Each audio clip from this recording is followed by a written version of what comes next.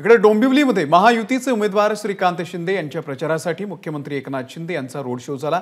दरम्यान गेल्या श्रीकांत शिंदे यांना मोठ्या मताधिक्याने निवडून देतील असा विश्वास मुख्यमंत्र्यांनी व्यक्त केलेला आहे।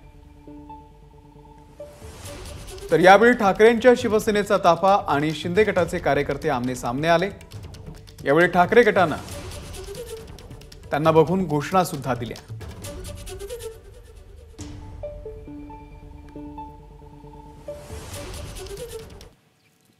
या राज्यामध्ये अनेक प्रकल्प उभे केले आणि 10 वर्षात मोदीजींनी केलेलं काम, या कामाची पोचपावती पाहतोय आणि या कामाची पोचपावती येत्या 20 तारखेला मतदानाद्वारे रेकॉर्ड ब्रेक मतदान करतील, सगळे रेकॉर्ड तोडतील आणि डॉक्टर श्रीकांत शिंदे विजयी होतील। एबीपी माझा, उघडा डोळे बघा नीट।